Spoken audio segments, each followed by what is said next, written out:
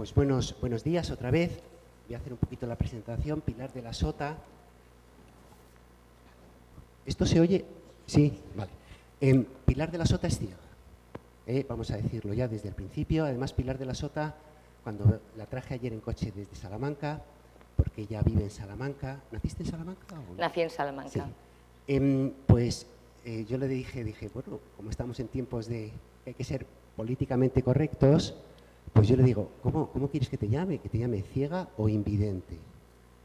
Pilar, ya lo comentaremos, Pilar es licenciada en Filología Hispánica y casi la pregunta le ofende un poco. Dice, ¿cómo que invidente? Yo soy ciega. Porque invidente, evidentemente, es la persona que no es vidente, pero vidente quiere decir aquel que ve el futuro. Entonces, invidente es aquel que no ve el futuro.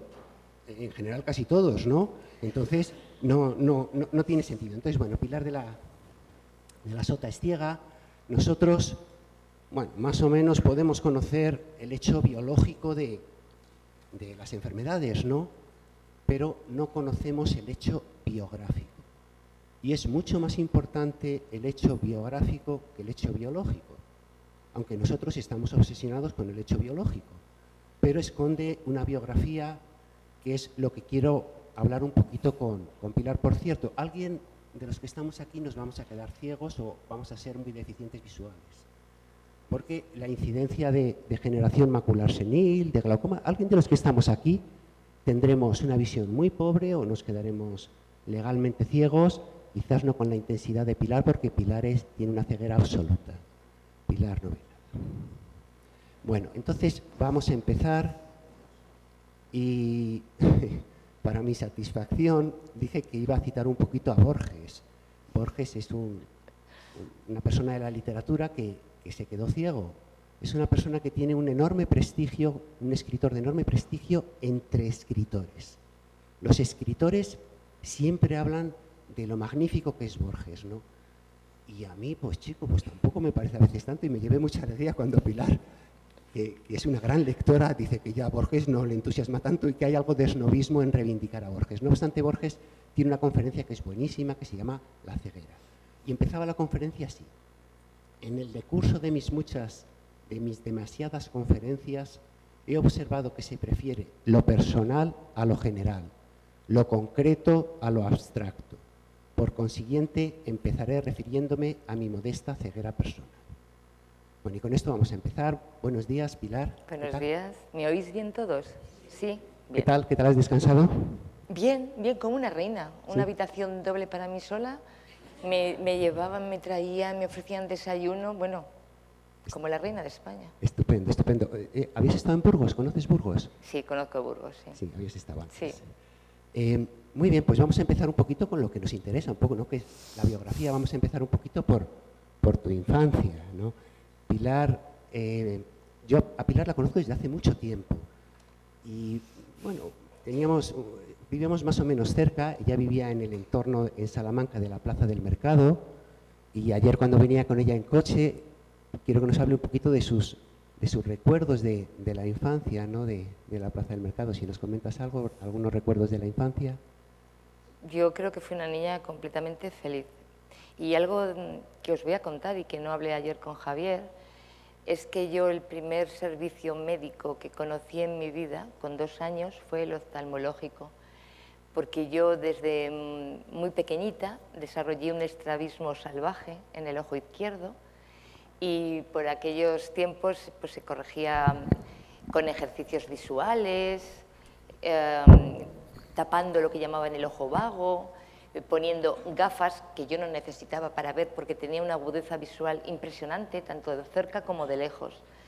Y el entonces jefe de servicio de oftalmología, no sé si lo recordaréis o lo conocéis o os suena, el doctor Bartolozzi, le decía a mis padres que no quería operarme, primero por pequeñita y segundo porque temía que yo perdiera esa gran visión que tenía. Entonces, durante mucho tiempo yo llevé gafas, llevé parche en el ojo. Imaginad lo que eso para una niña pequeña supone. Desde muy pequeñita no tenía nariz para sujetar gafas y ya tuve que llevarlas, aparte del parche. Entonces no existía ese esnobismo de pareces la princesa de Éboli o un pirata del Caribe. Yo llevaba un parche debajo de unas gafas y los niños en el cole son crueles. Y yo perdía muchas horas de mi vida en ir a lo que entonces era el hospital provincial, donde me hacían los ejercicios con una maquinita, yo veía dibujitos, en fin, hasta los 8 años, que ya decidieron operarme. Me operaron en vísperas de hacer la comunión. Recuerdo que casi todas mis fotos están mirando hacia abajo. Y aquello se corrigió. Yo de repente me volví a ver sin gafas, feliz de la vida, con mi visión estupenda. Siempre fui una gran lectora, desde que era muy pequeñita, muy pequeñita. Así que para mí fue un milagro, un regalo. Y recuerdo la primera vez que entré en quirófano fue en manos de un cirujano oftalmólogo. Perdón, entonces, ¿te operó Bartolozzi de esta Me misma? operó una persona de su equipo, el doctor Franco. No sé si lo recordáis, ¿os suena? Sí, yo creo que después fue catedrático en medicina en la Facultad de Salamanca. Fenomenal. Sí. Bueno, pues recuerdos de infancia, no sabía que te habían operado de estrabismo. Sí, me operaron. Seguimos un poquito avanzando y Pilar, el problema visual que tiene le viene que es diabética. Entonces me gustaría que nos contaras a qué edad te diagnosticaron la diabetes y qué supuso eso para ti, cómo fue aquello. Yo tenía 14 años y entonces vivía fuera de Salamanca con mi familia por cuestiones laborales de mi padre. No estábamos en Salamanca, pero volvíamos como el almendro todas las vacaciones por Navidad, por verano a Salamanca. Y en unas vacaciones de Navidad, después de haber pasado el verano también en Salamanca completamente bien, después de ese primer trimestre, yo estaba ya en el instituto, era un rabo de lagartija, me apuntaba a todo, iba, venía, estudiaba. Mi madre no le dio importancia a ese hambre voraz que yo tenía, a esa sed inmensa, ese cansancio agotador, a ese adelgazamiento, porque te ven todos los días, eres adolescente, estás en cambios, pero cuando vieron mis abuelos, mis tíos, el aspecto que yo llevaba aquellas Navidades, ojerosa, delgadísima, demacrada, y los síntomas que tenía, enseguida me llevaron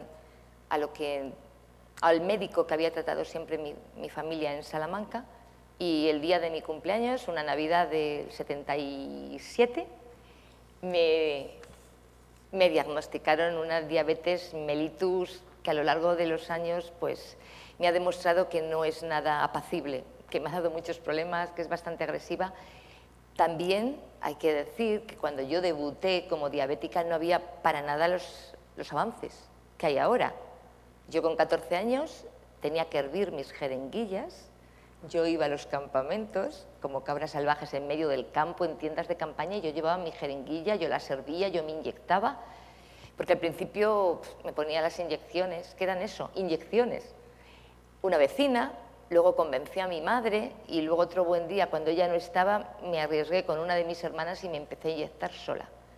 Para mí fue otro pequeño milagro, otro pequeño avance en mi vida cuando aparecieron las jeringuillas desechables.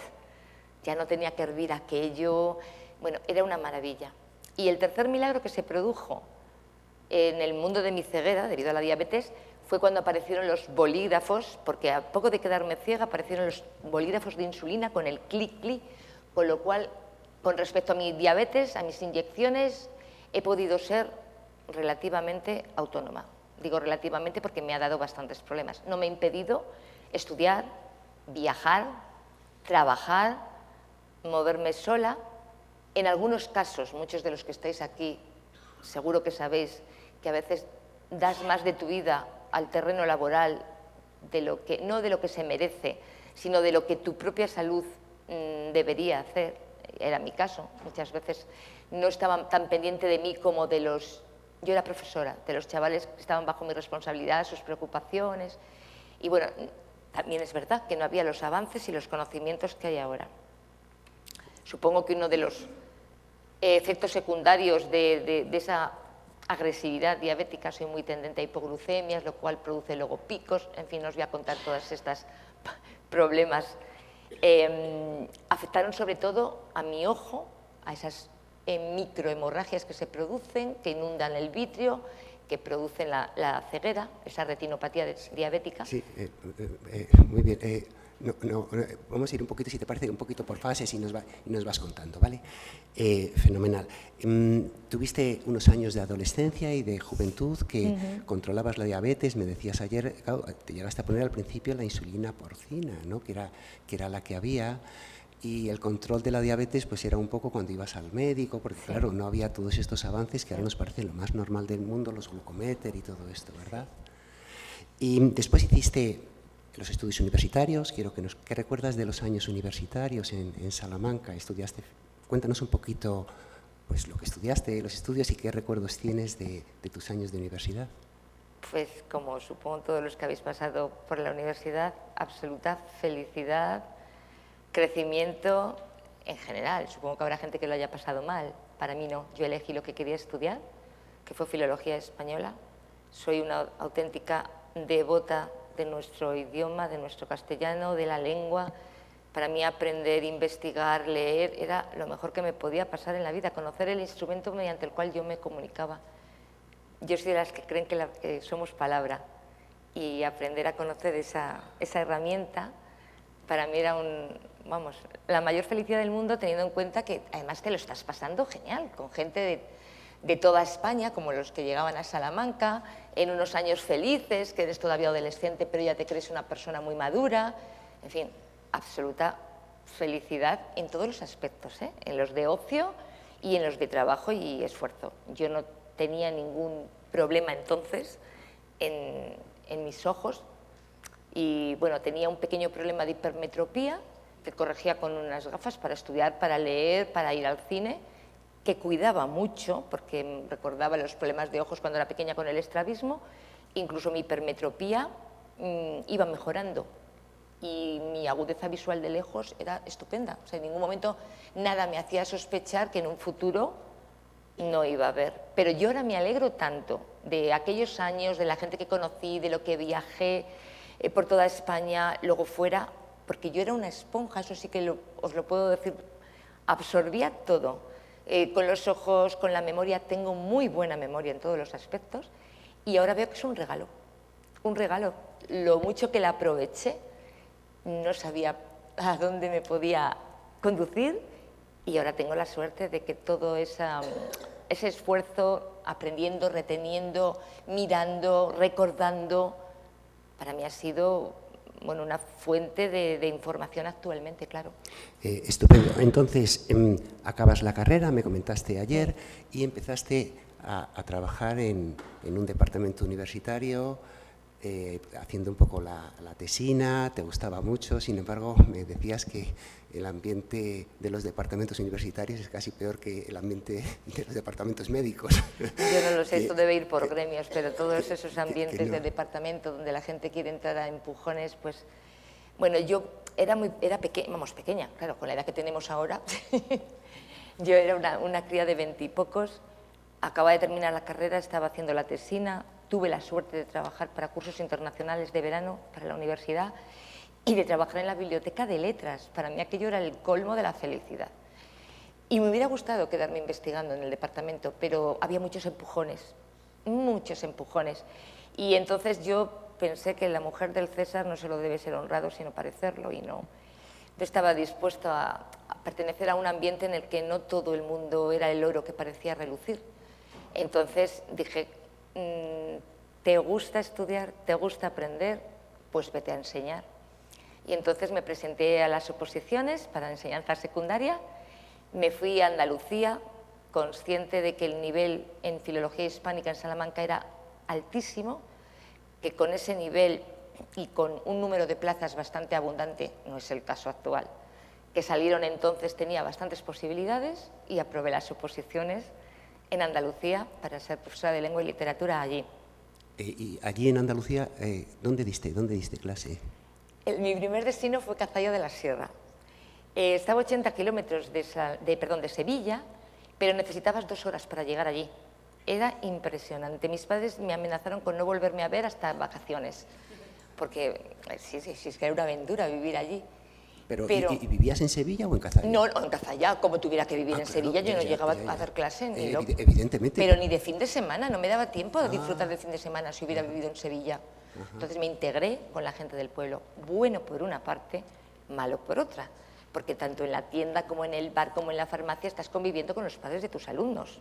Error, porque tú no puedes ser su convencida, tú eres la profesora de sus hijos. Y eso yo lo tenía muy claro, yo no quería ser la amiga de mis alumnos ni la colega de sus padres. Y claro, por una parte bien porque te acogen, te quieren, nunca sabes por qué. Y por otra parte mal, porque esa cercanía era peligrosa y yo no tenía una ciudad grande para diluirme. Pero bueno, eso fue una experiencia maravillosa, curiosa. Recuerdo el primer día, 25 años, pantalón vaquero, coleta aquí, sin pintar, y los chicos como cabras locas saltando por los pupitres. Nadie me hacía caso, claro. Hasta que dije, soy la profesora. Bueno, las carcajadas no las olvidaré en mi vida. Bajaron a por el jefe de estudios, que había ahí una chica que quería hacer de profesora. Cuando por fin se convencieron que era yo, me puse a hablar, yo preocupada, porque el acento andaluz sabéis que es muy cerrado, y cuando me oyeron hablar me miraban como búhos. Y yo decía, o lo están entendiendo todo perfectamente, no se están enterando de nada. Hasta que el típico arriesgadillo levanta la mano y, maestra, ¿y ese acento tan fis no ande?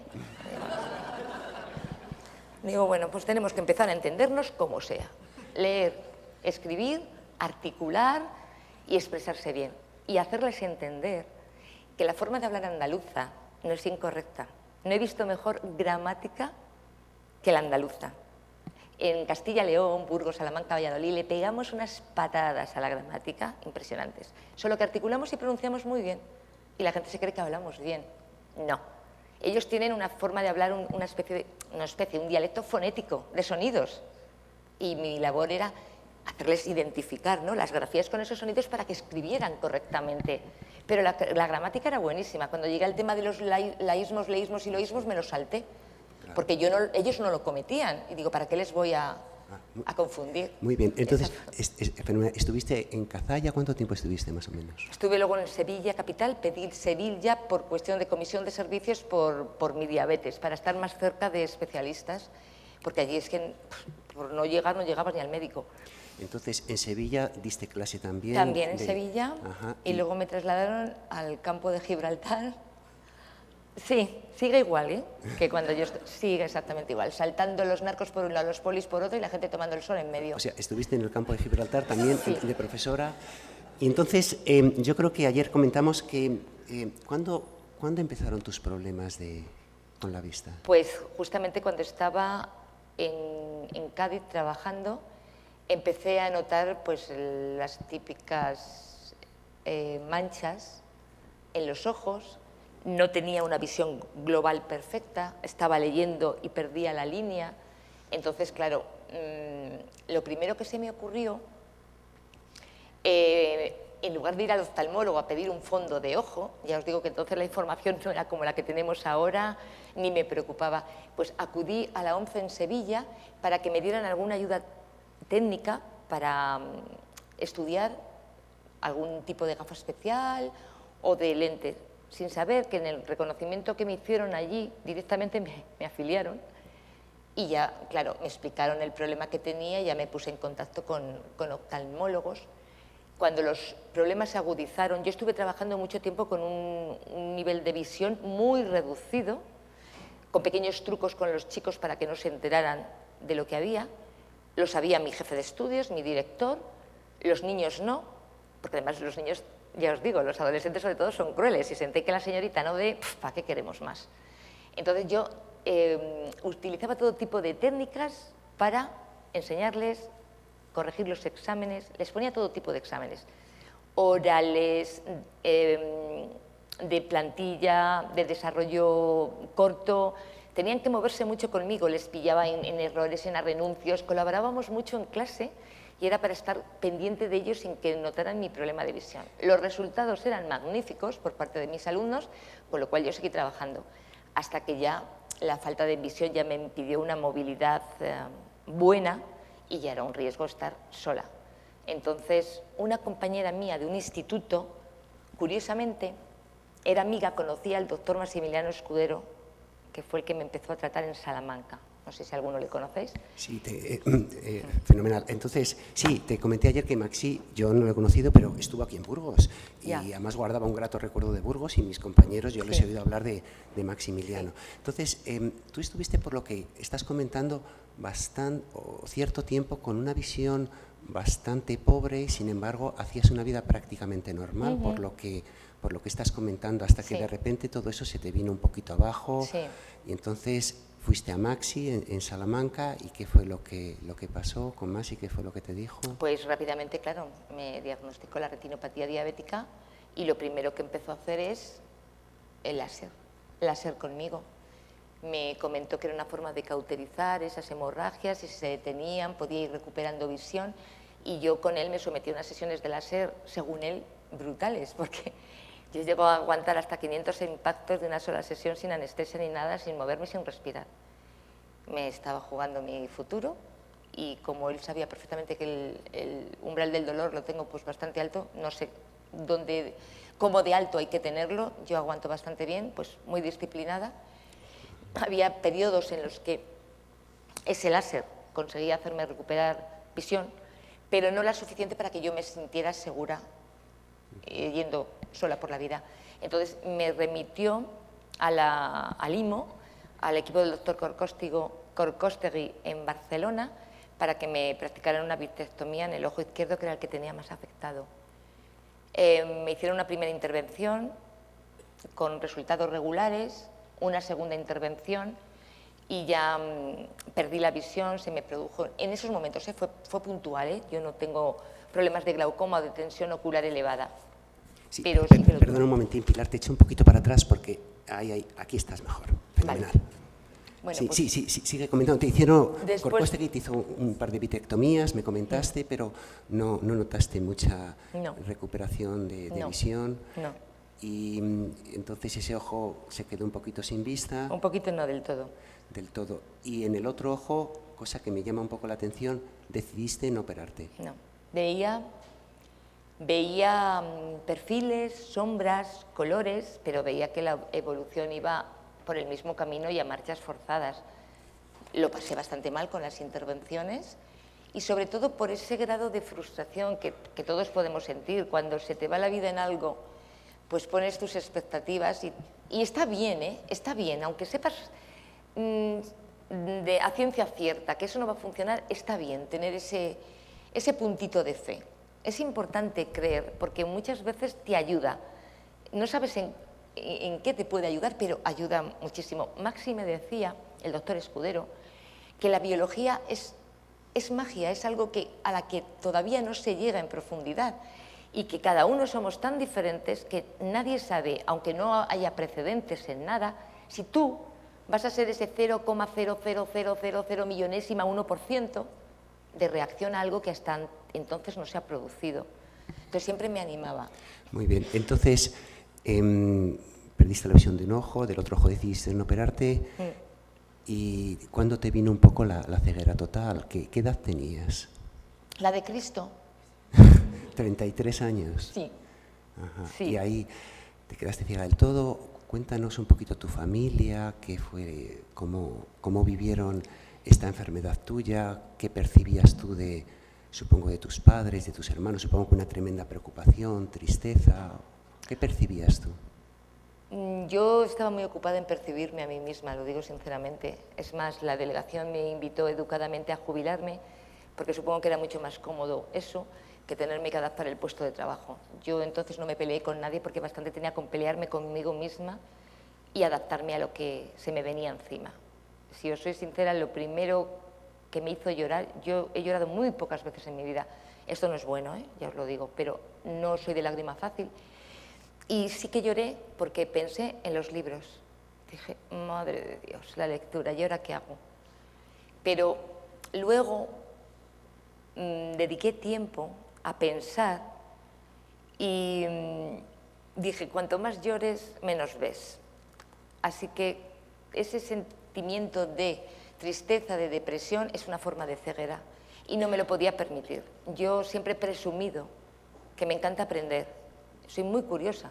Yo estaría muerta si fuera gato, porque la curiosidad mató al gato y yo estaría muerta seguro. Entonces dije, bueno, pues siempre has dicho que aprender es lo importante. Llega un momento en la vida que todos nos creemos muy mayores, que tienes tu trabajo, que te has movido, que has viajado, que has conocido, que tienes tus amigos y te crees que sabes muchas cosas y nunca sabemos nada.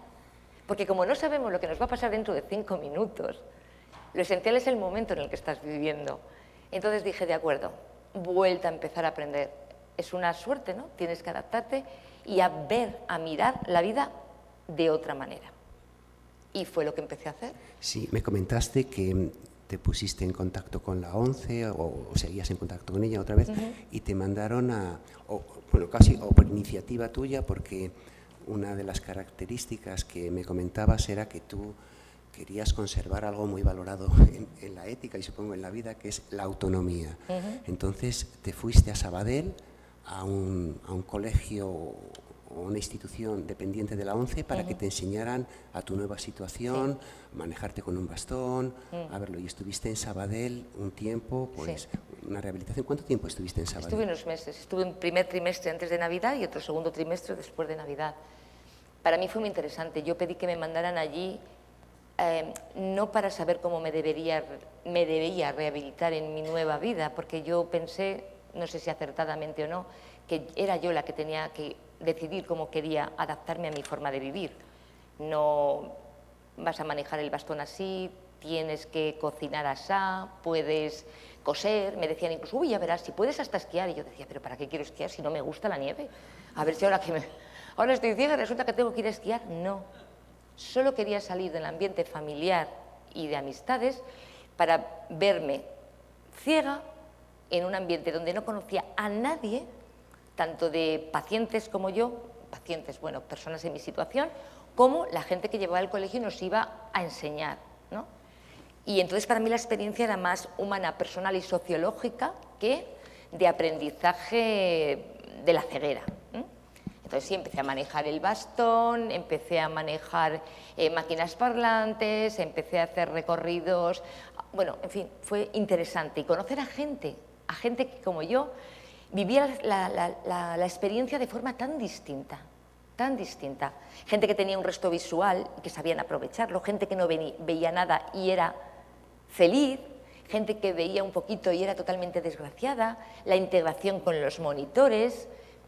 Yo hice más pandilla con los monitores que con los pacientes, porque esta inquietud mía no se perdió. Entonces, las lecturas, el poder llevar todas las semanas, casi todos los días, películas al salón de proyección que había, en fin, para mí fue una experiencia liberadora, en el sentido de, chica, va a ser difícil, pero no imposible. No imposible. Todo el mundo tiene miedo. Y me acordé de lo que siempre le decía a los chicos en el instituto. No os acobardéis nunca. Pensad que si tenéis miedo, y sobre todo delante de la gente, los que tenéis enfrente tienen tanto miedo más que vosotros. Y no hay nada más que explicar con coherencia aquello que quieres transmitir, sin engañar. Entonces dije, vale, la primera que no te tienes que engañar eres tú. Entonces, ¿cómo quería vivir? Todavía no lo sabía, porque había renunciado a mi trabajo. Sabía que no me gustaba ir con un bastón por la calle, porque yo conocía los peligros de la calle y me aburría tremendamente. Hay que llevar un ritmo. Yo admiro mucho a la gente que lo hace, pero la gente que se mueve con bastón por la calle se aprende sus recorridos y se suelta. Yo me sentía embarada en mí misma. Yo quería ir con gente al ritmo de caminar de toda la vida, comentando los escaparates, los edificios, mirando a todas partes. Y bueno, fue una elección. ¿Que puedo hacerlo? Tengo amigos y familia que hasta ahora me lo han permitido, incluso cuando he viajado, ¿no?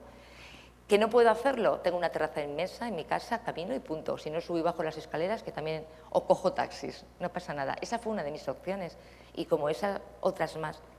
Por eso, no sé si he sido muy disciplinada en cosas que me han enseñado, pero lo que he aprendido sin ver he ido adaptándolo a mis necesidades, a mis gustos y a mi forma de entender la vida. Muy bien.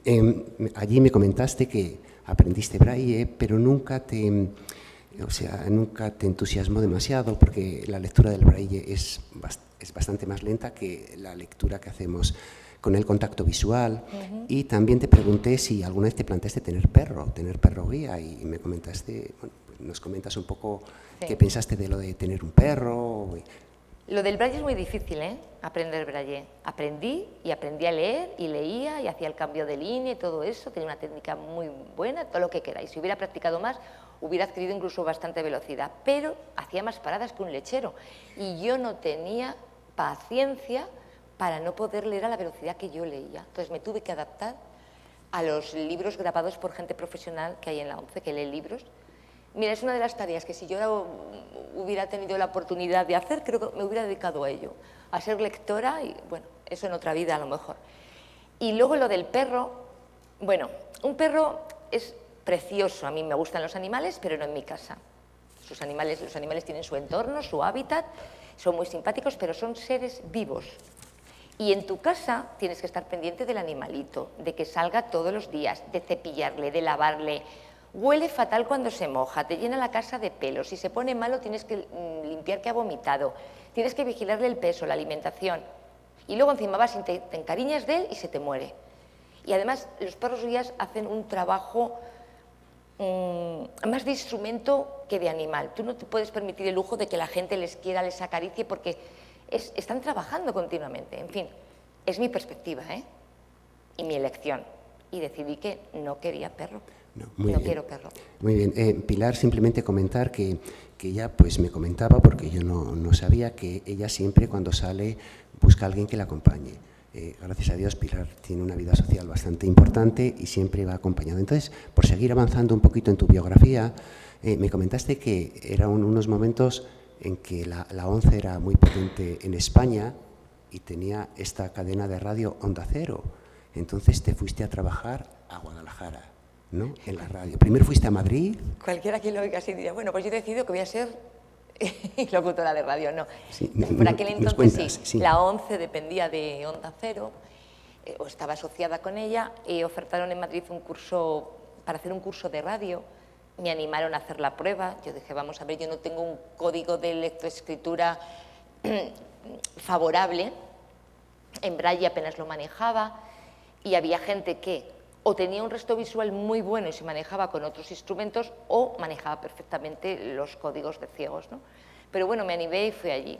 Redacté como pude una noticia que me pidieron en braille y a continuación estuvimos hablando del bien, del mal con los profesores. Bueno, el caso es que me seleccionaron y me mandaron a Guadalajara a hacer las prácticas de radio. Tenía allí una conocida, la llamé, le pedí asilo político mientras se encontraba casa en Guadalajara, yo ya no veía nada, ¿eh? Y estuve con ella hasta que encontré piso con otra persona que trabajaba en Guadalajara, que trabajaba en la ONCE además, pero que tenía un resto visual estupendo. Y bueno, pues allí pasé un tiempo hasta que conocí al que fue mi marido. Me casé con una persona que también era diabética, también tenía problemas de visión, no como los míos.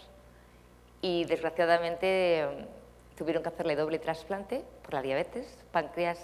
Doble trasplante de riñón. Y riñón, efectivamente. Ah, perdón, no sabía, páncreas y riñón. Fue doble trasplante. Ah, perdón, no sabía. Sí, sí.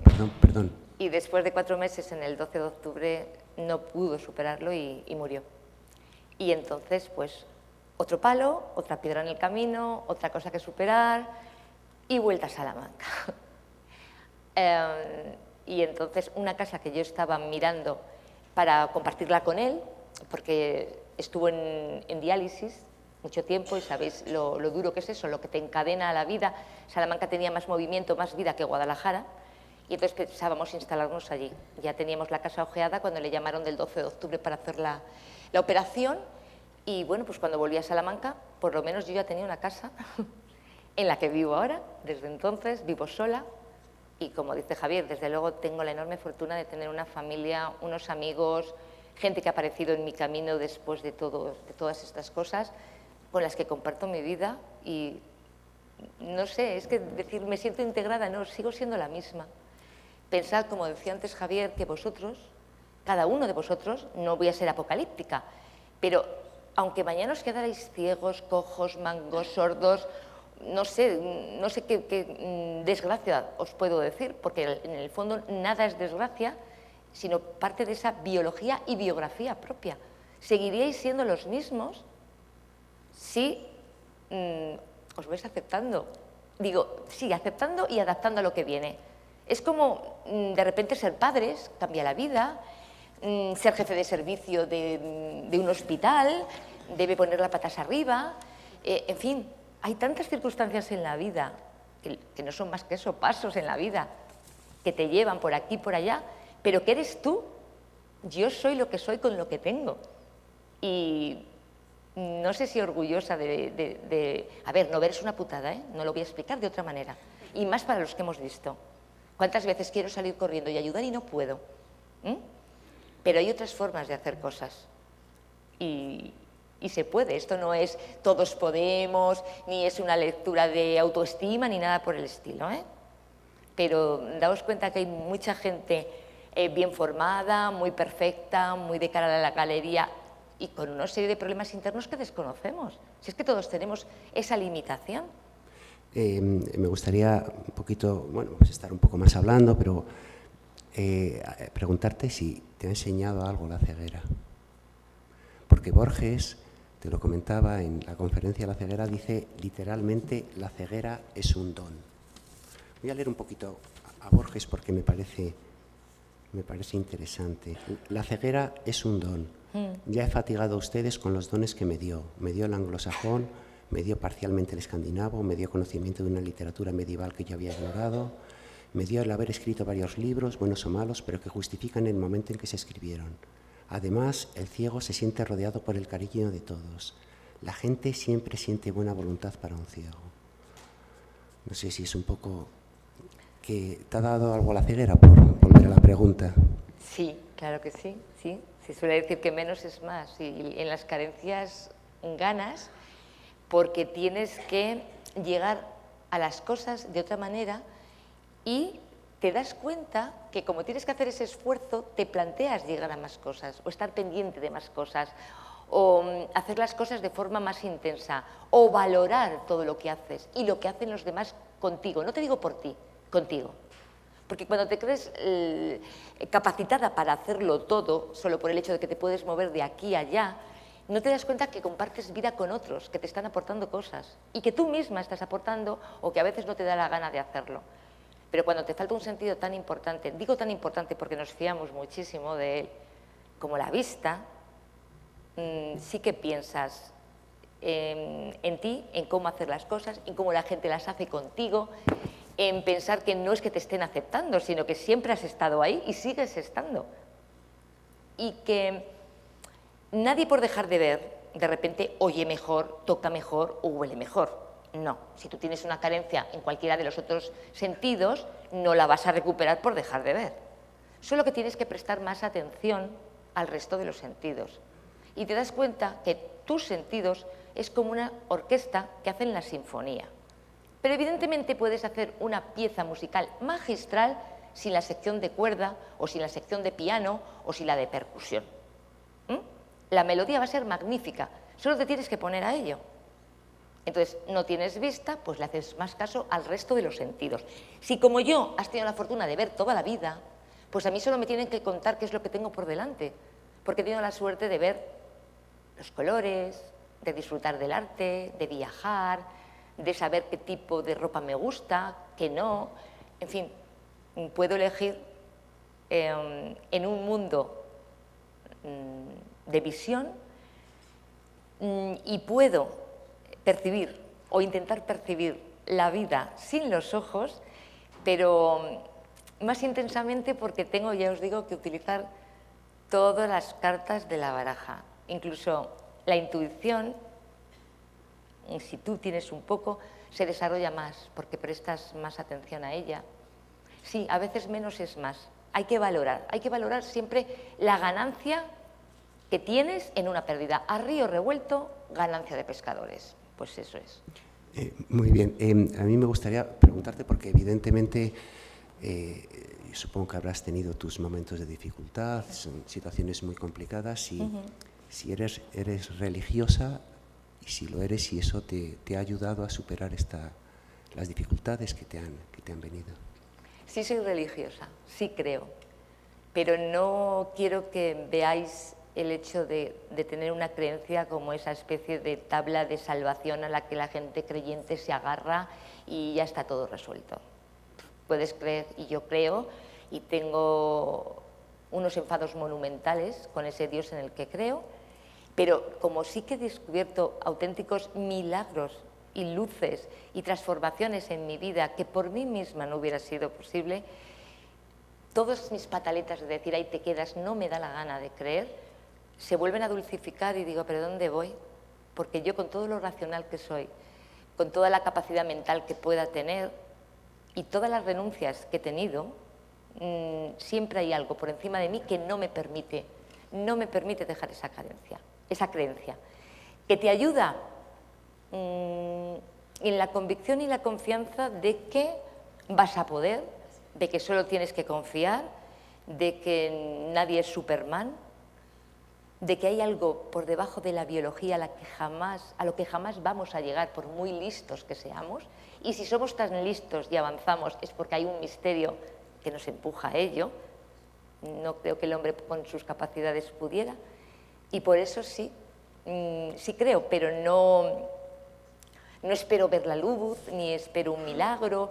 Me gustaría, fijaos lo que os digo, no me avergüenzo de decirlo, tener más fe, creer más.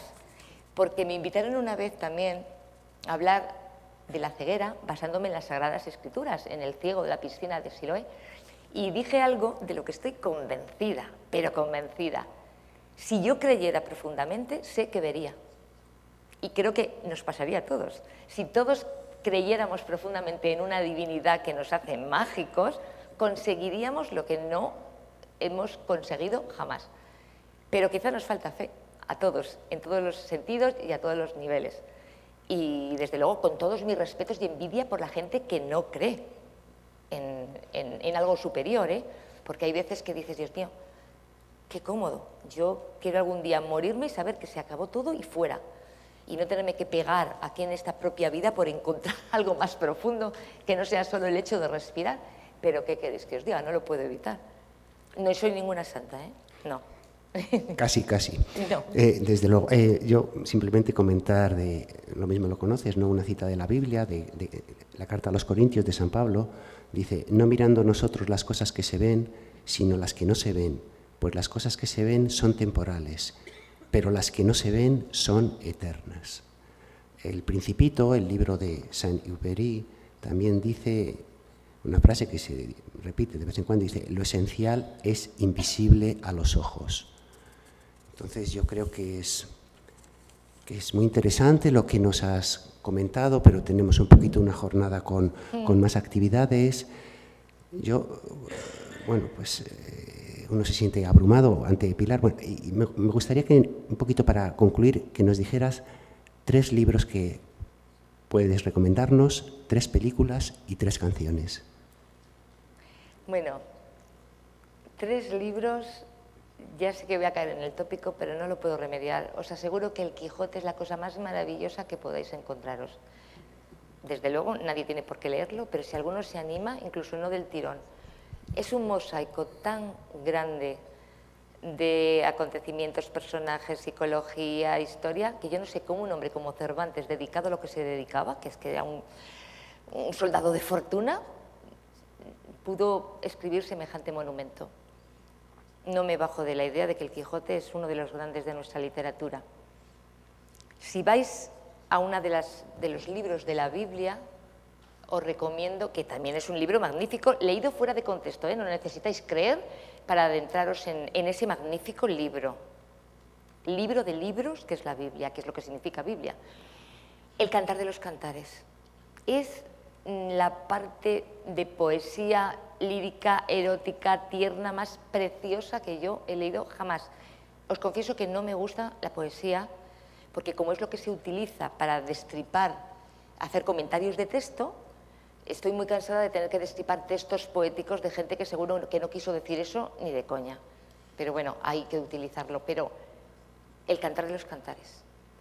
Otro libro, no lo sé, todo el mundo podríamos elegir millones de libros, pero le estoy muy agradecida a toda la literatura de esta que parece facilona ahora, pero que en un momento de nuestras vidas te llevan a engancharte. Y os hablo de libros de mi época, ahora son los del barco de papel y cosas, Mujercitas, Los Cinco, los libros de Salgari, estos libros que ya no estamos en la élite de los libros, no, pero que enganchan a un pequeñín a leer, o un Principito, o un cuento de Blancanieves bien ilustrado, cualquiera de los libros que en nuestra infancia, adolescencia o vida de adulto te lleva a engancharte a la lectura, me sirve.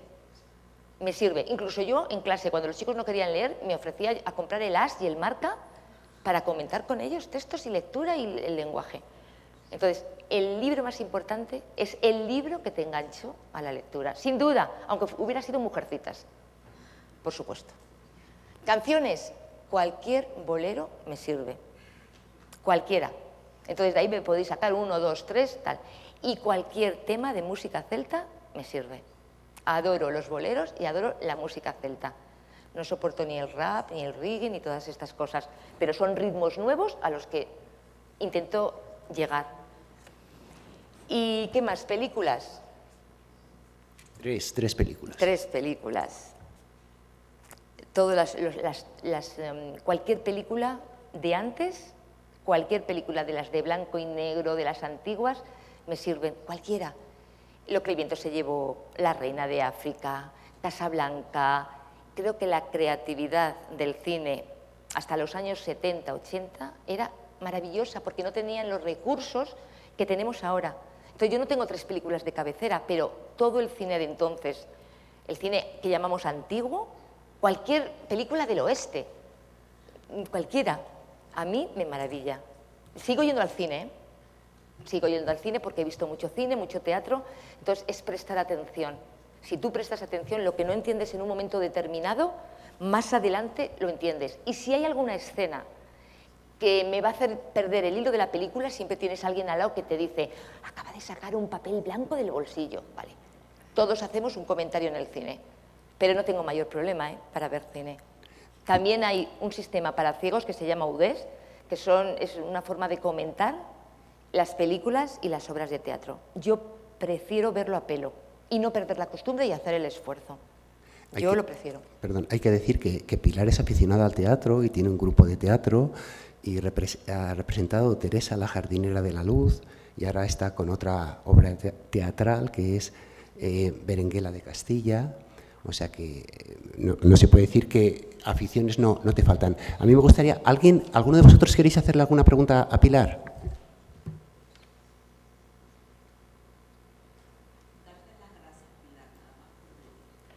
Bueno, yo creo que eso es evidente que si hay un ejemplo de superación personal, es decir, una vida admirable, pues yo creo que no es aprobar el MIR, ser jefe de servicio, hacer una tesis, es tener una vida como la que ha tenido Pilar y salir para adelante y poder presentarnos lo que nos ha presentado, que vamos, es para dejar tiritando, ¿no?, en relación a los problemas que a veces queremos que tenemos, ¿no? O sea que le tenemos que dar un fuerte aplauso.